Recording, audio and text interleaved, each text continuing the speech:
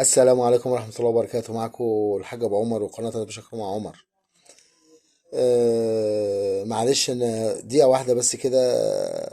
صعبان عليا جمهور الزمالك بجد. بجد يعني صعبان عليا جمهور الزمالك اللي بيسأل مين مدرب الزمالك. يعني السؤال ده نقوله لمين؟ يعني نقوله لمين؟ يعني مثلا للخطيب مثلا، ولا لمين، ولا المرتضى؟ نقوله لمين يا جماعة؟ مين مدرب الزمالك؟ جماهير الزمالك بتسأل. حرام عليكم، اعصابهم تعبت. تعبت يعني. الناس الناس بتسأل مين مدرب الزمالك يا استاذ مرتضى. مين مدرب الزمالك؟ اللي بيحصل ده مهزلة. مهزلة للزمالك. انا صعب، انا راجل اهلاوي. انا راجل اهلاوي بفتخر. بفتخر ان انا راجل اهلاوي.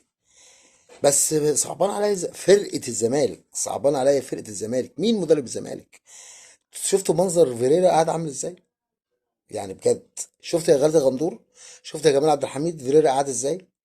مش هو ده اللي انتوا هتعملوه تمثال وخد دوري مرتين وكاس؟ مين مدرب الزمالك؟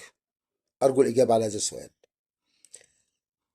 معاكم الحاج ابو عمر وقناه هتمشاك مع عمر. نتقابل يوم الاربعاء.